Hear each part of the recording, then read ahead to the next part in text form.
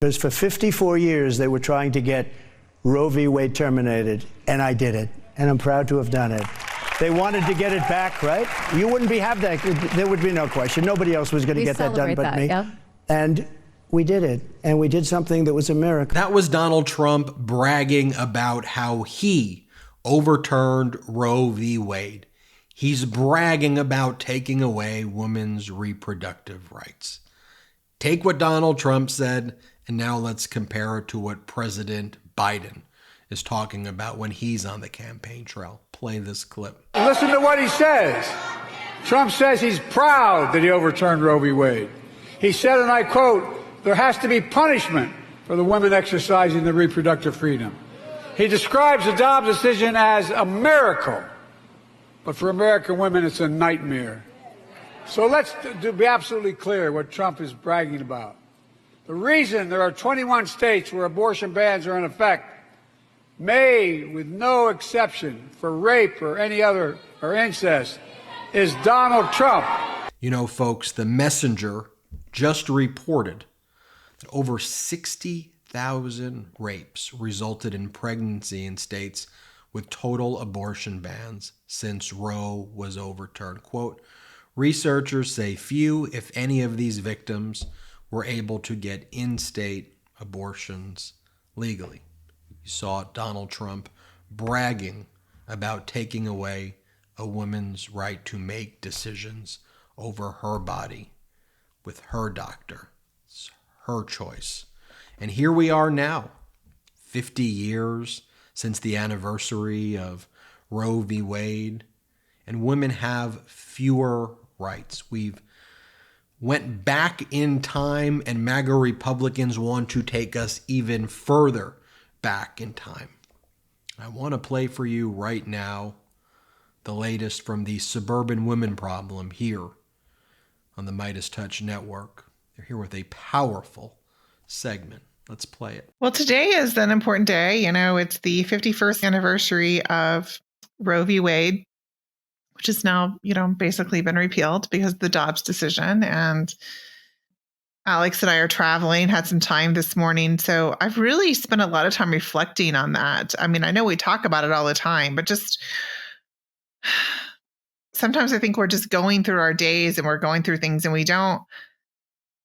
just trying to change it. We're trying to, but we don't really stop and think about it. So I've had some time to think about it today, and it's a little depressing, but it is. It also provides an opportunity.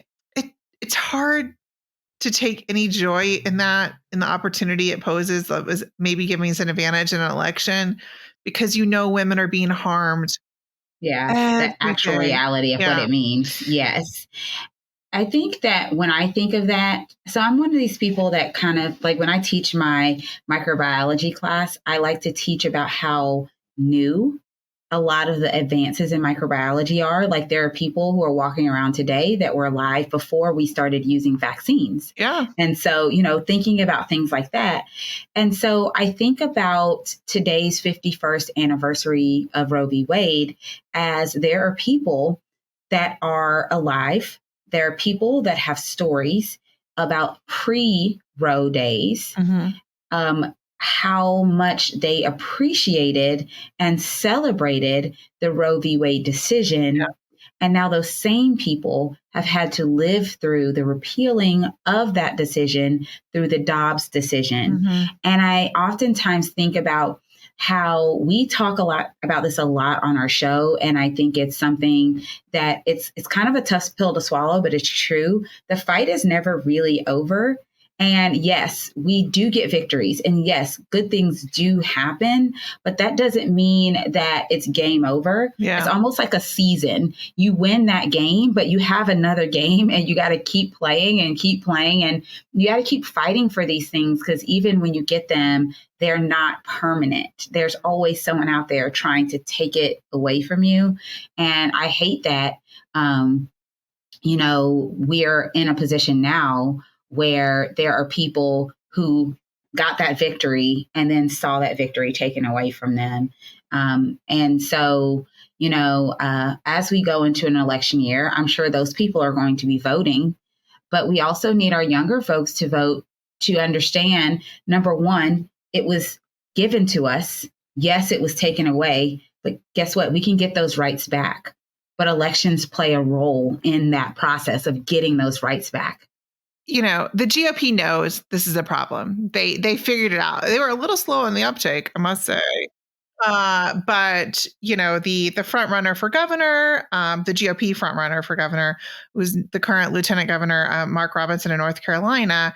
He used to campaign on anti-abortion policies, and now he refuses to even say the word. And that shows that it matters. Absolutely. We're winning this on this front. Women are winning.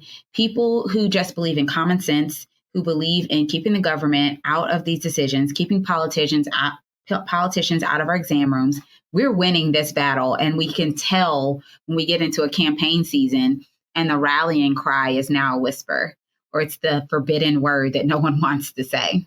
You have to meet voters where they are. Voters know the problems they have and the issues they have, and that's where you have to meet voters. The good news is this is an issue for voters, and I think politicians that don't talk about this are really going to be at a disadvantage because this is at the forefront on people's minds. And it's not an issue of taking advantage of Democrats taking advantage of the ridiculous policies, although that's part of it. But it's really just talking about the things that the voters want to talk about. That people care about. Yeah. Absolutely. And we talk about all the time. I mean, yes, the economy is something that's important. I continue to think the economy is still overstated. People talk about it, but when they go to vote, they're actually able to discern different things. So it's not like the only thing they're voting on. Right. But I mean, we talk about one of the biggest economic decisions you can make is when to have children. Yep. And raising those children, because they are expensive little humans. Yes, they are. And they start out more, I mean, yes, I know. I mean, like you and I are in like the weird, like big expense, like pops up and you're like, okay, I wasn't expecting that this month. But when you're young. Who's the club fees for sports? Yeah, I know, right? And you're like, okay, I wasn't, it's like always things coming up. And then like the older they get, they're like, really big fees. It's not like $100 or something. Yes. It's like, $500, $800. And you're like, yep. All right, well, that budget. But with little kids, it's like constant stuff every single month, every single week. It is childcare, it is diapers, it is clothes because they're growing out of them. And like, foods, all the things. Yeah. Co-pays for all those little infections that they get when you go to the doctor. So all these things and that is part of reproductive health care.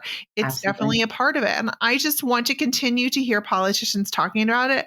I know for some men, it can be very uncomfortable. I don't care. It's pretty freaking uncomfortable for me as well to think that my daughter is not going to have these rights if we don't change something very drastically. So you can get uncomfortable because I've gotten uncomfortable, not because I wanted to, but because this is the situation that we're in.